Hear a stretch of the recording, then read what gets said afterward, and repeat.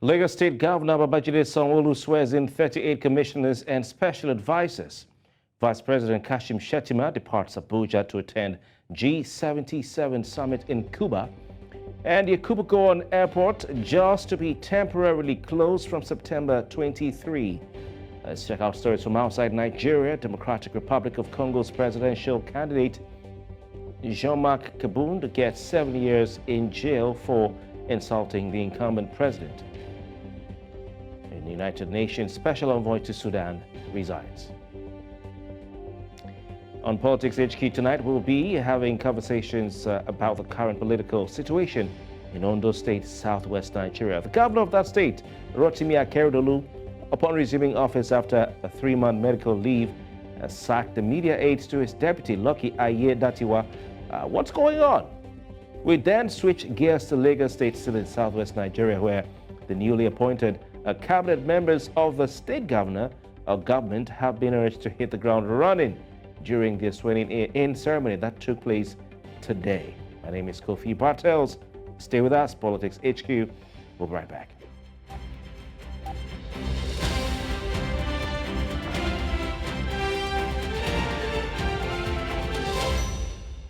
The sheriff is back in town in Ondo State, and he returned with a bang. Yes, that's right. A few hours after returning from his medical trip abroad, Ondo State Governor Rotimi Akeredolu sacked all the media aides of his deputy, Lucky Ayedatiwa. Guess he's not so lucky after all.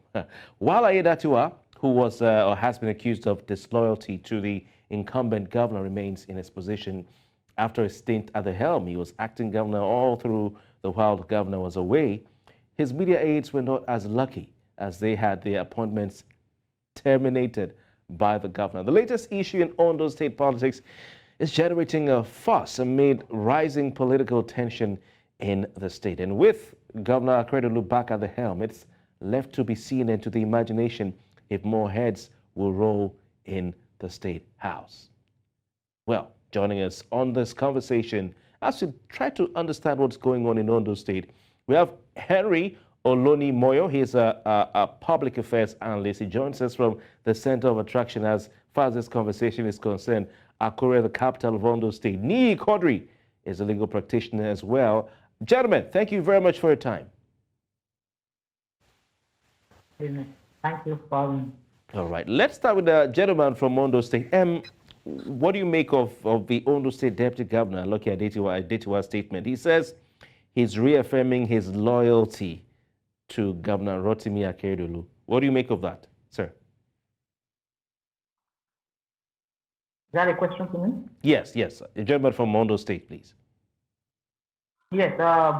Concerning the recent happenings in Akure, Ondo State, it's bringing out the feelings that we had about 4 years ago, when the same thing happened, also played out with Honorable Bola Ajayi, who was the then deputy governor at that time.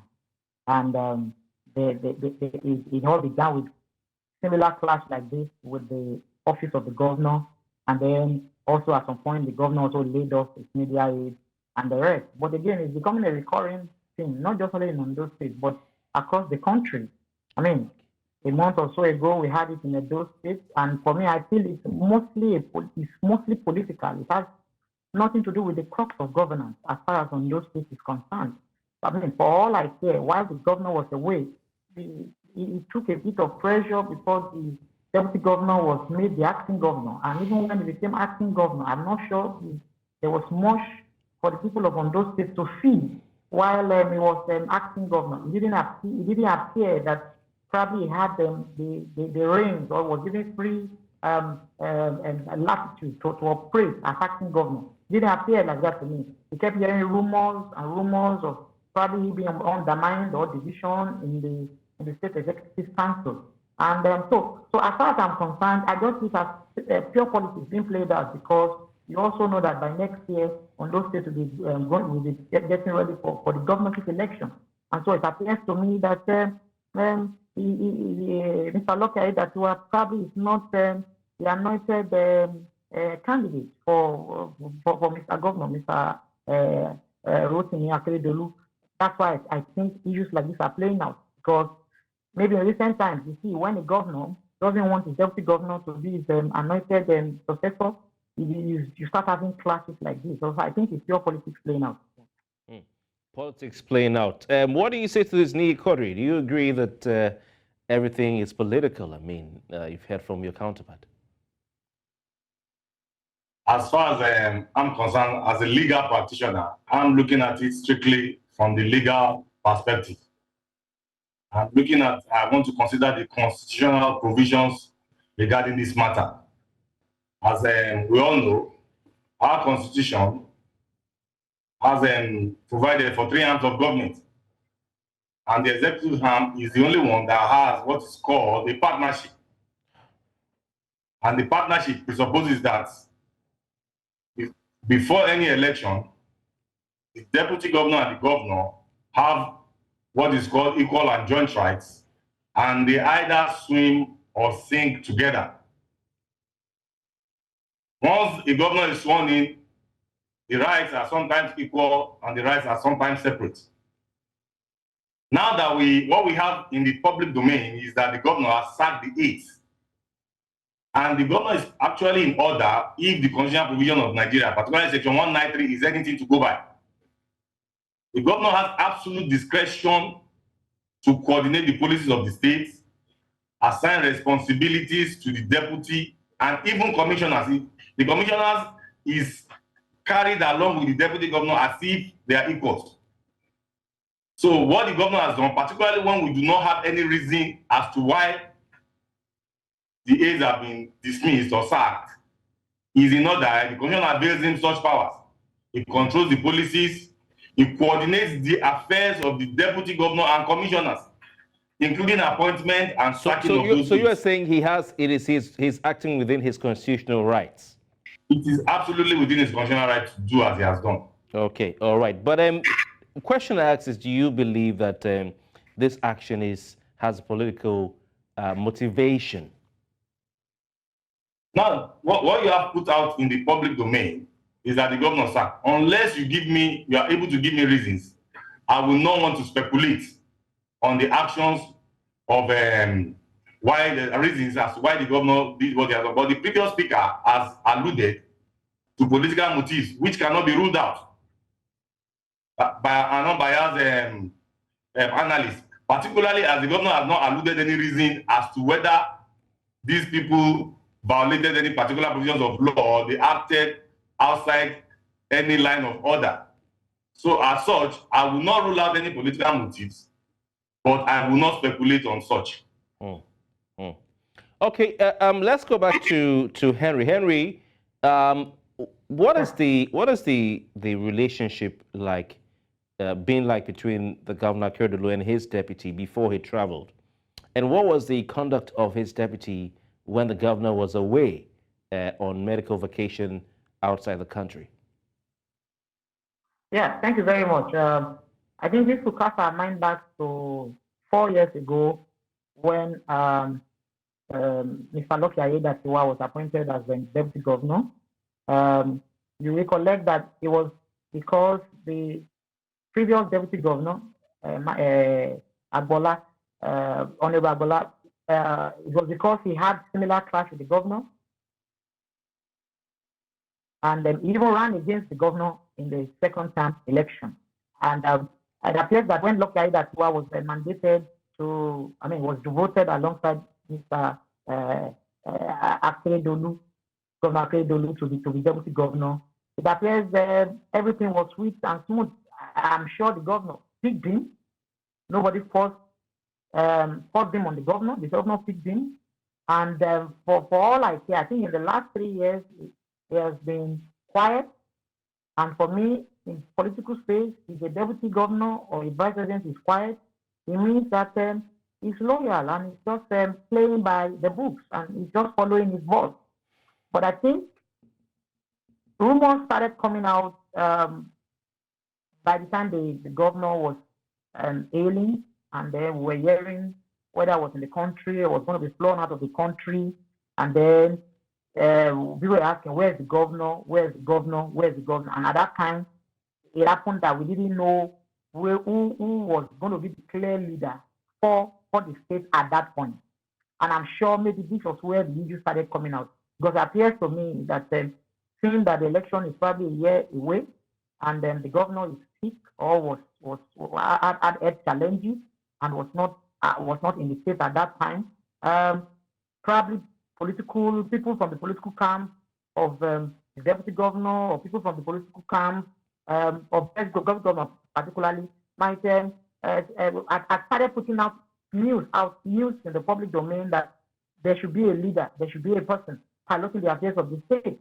And I think at that point, the office of the governor was forced to make it public that yes, the governor has health challenges and that he has handed over to the deputy governor. But it took a while before the deputy governor was now announced as the acting governor. And again, there were several news coming out in the public domain that he didn't have a state executive council that was ready to work with him, that there were issues left, right, and center. And for us as people of Ondo State, it wasn't something good to hear because it meant that politics was at the center stage. And we know, yes, that next year's election, but before next year's election, we still have a state to govern. There are still people who are still looking up to the leadership of the state to pilot the affairs of the state, especially at a time when the subsidy removal policy came up and the people were going with the hike in some price of petrol and so on and so forth. And people were expecting clear leadership, clear policy directions. And I remember some political parties had to put out statements in the public domain that it appears that the state was rudderless and so on and so forth. So I am thinking, probably during the period where the governor was not on seat and when probably the part of the political camp of the deputy governor were trying to demand for a clear leadership, maybe by affirming the deputy governor as the acting governor, I think some feathers were ruffled or there were issues there. But again, this is politics. Everybody has interest. Everybody has intention. There are yeses. People will go and tell Mr. Governor, this is happening. And of course, you never can rule out again. There also be a very strong possibility also that the deputy governor might be eyeing the possibility of running for office also after the tenure of his boss. And I don't see anything wrong in that. I think as far as the Constitution of Nigeria is concerned, he has the right to run for office. But for now, I think it's too early for us to be talking about what will happen in 2024 when actually the people of Ondo State are crying for clear leadership, clear political leadership at this time. All right, very interesting. I come back to you, Nii Quadri. Media aides appointed by Governor Rotimi Akeredolu and they were appointed by the governor and seconded to the deputy governor's office. He appointed them. They have been relieved of the appointments by the governor after he returned from his medical leave 3 months. What do you think led to this decision? Because the governor himself appointed these media aides and seconded them to the deputy governor's office. Yes, as the previous speaker has alleged, it is particularly because we do not have any specific reasons why these aides were sacked. We cannot rule out the element of politics. It is basically about grandstanding and positioning probably towards the next dispensation. If the media report is anything to go by, one would have thought that the deputy governor did absolutely well. And I do not think he overreached the governor. That is my personal opinion. And so for the governor to return back and then barely 3 days later, he sacks all the media aides, all of them, without adducing any reason. Such a motive raises cause for concern. And then you cannot rule out absolutely that political issues are coming into play, particularly if you look at what is playing out in Edo State. And so until the governor gives us a reason why he feels at one go to sack all of the aides of the deputy governor without adducing any reason, we cannot rule out the issue of politics. All right. Okay. Very We also yes, very interesting. I'll go to Henry. What is it about media aids? Because we saw this, and I'm happy that Niyi Quadri went to Edo State, which will come to in a jiffy. But what is it about media aids? You know, sometimes the way these governors act, we have to look well to understand what they're doing. What is it about media aids that is so hurtful when you sack them? You know, how significant is the role of media aids in the political landscape, especially, you know, you talk about unity and in maintaining effective communication within the government. What is it about media aids? Henry. Thank you very much. You are a media man. You should even know that better. But nonetheless, I'm thinking that there is a possibility that some of the news we were getting in the last few months when the governor was away, talking about the fact that there were attempts to keep sidelining the deputy governor. There were attempts to ensure that maybe family members of the governor or friends of the governor will be ruling by proxy. Maybe some of those news probably were being pushed out by his media aides. It's possible, because at that time there was so much back and forth about who is directly in charge of the state at this time. Again, you will also remember that just after President Muhammadu Buhari was elected for a second time, something similar happened to Professor Yemi Oshibajo, his vice president at that time, when some of the media aides, or many of the media aides of the VP were deployed or were sacked or were denied entry into the villa. Yeah, Henry, for the vice president, and when President Buhari returned from his medical leave in UK, he went beyond media aids to other aids, even people who were helping him with his ease of doing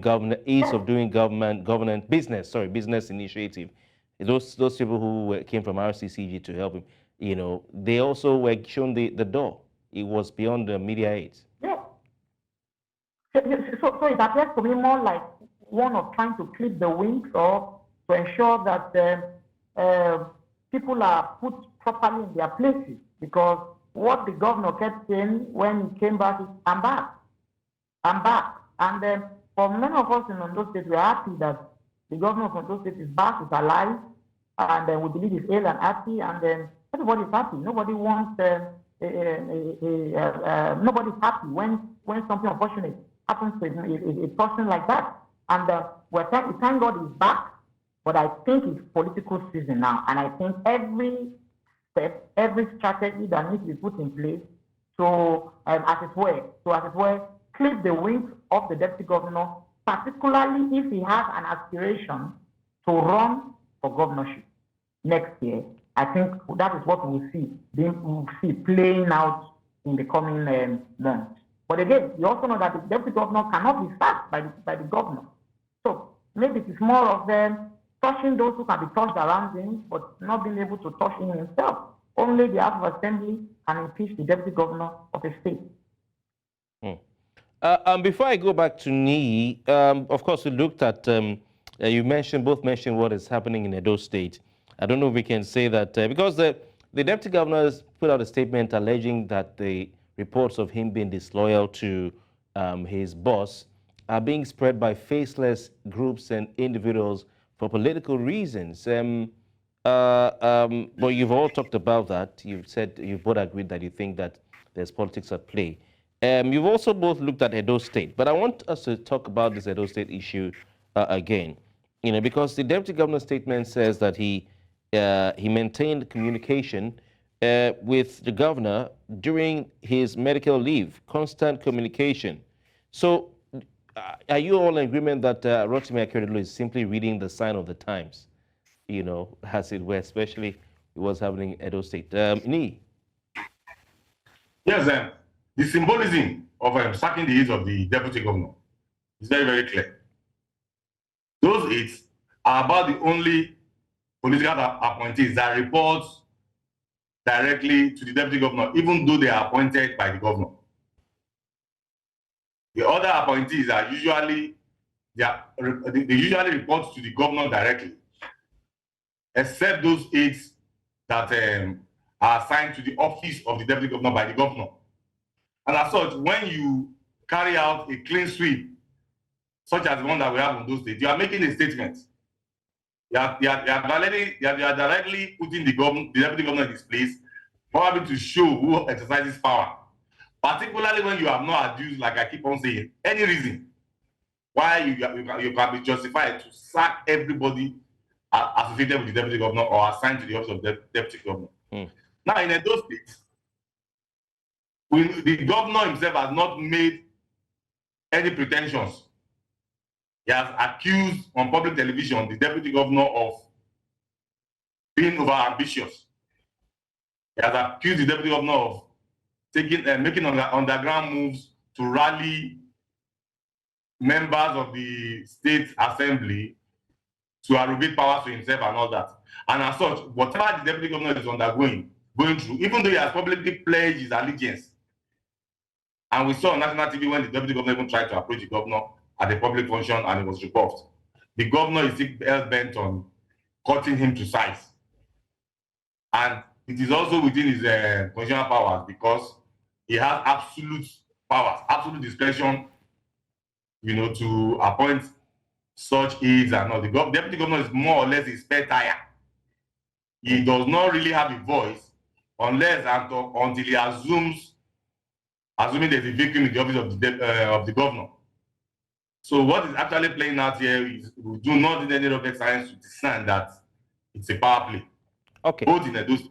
It seems you've come around from your earlier legal stance. But we'll talk law now.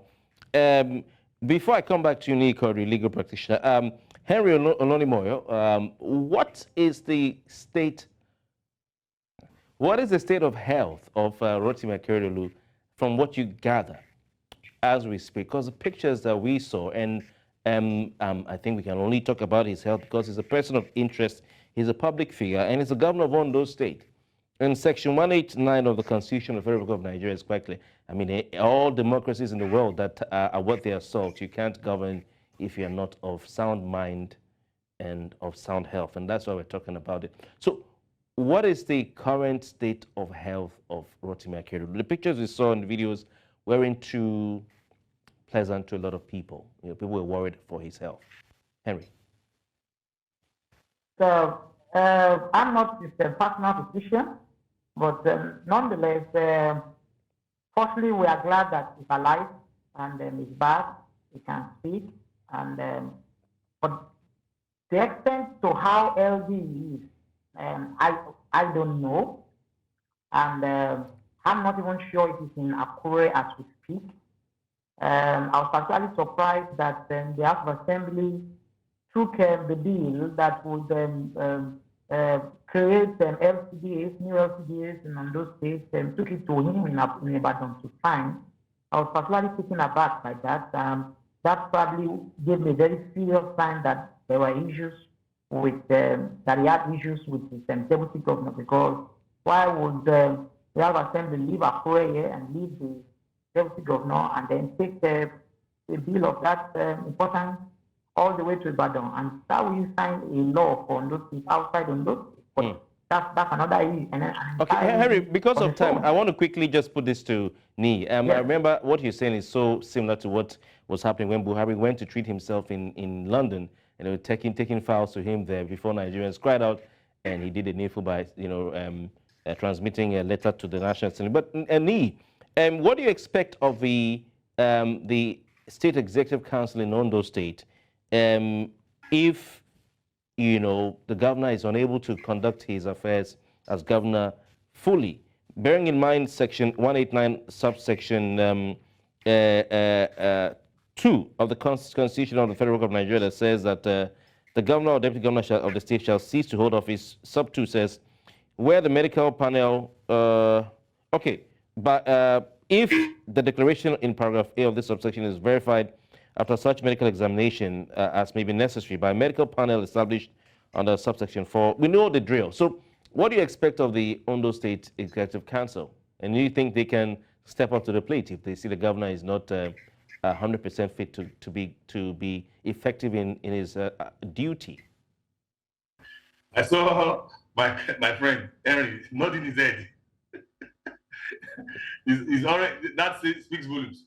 No, what I've been trying to say, permit me, if you may, is that what the law says is very, very clear.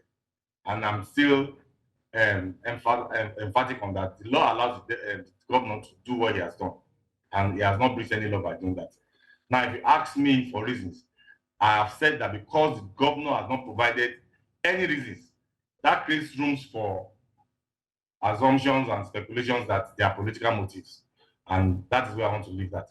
Now, the ESCO, the State Executive Council, will only act so long as we have a medical advice or medical opinion and expert advice that the governor is incapable. And until that is done, the State Executive Council, who are all appointees of the governor, I do not think they will have the what is called the power. Okay, they won't have the political balls to do that. Gentlemen, we have to go.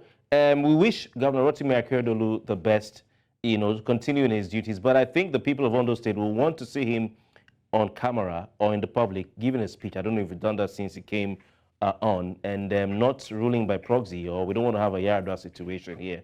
But we wish him the best. That is what we can say.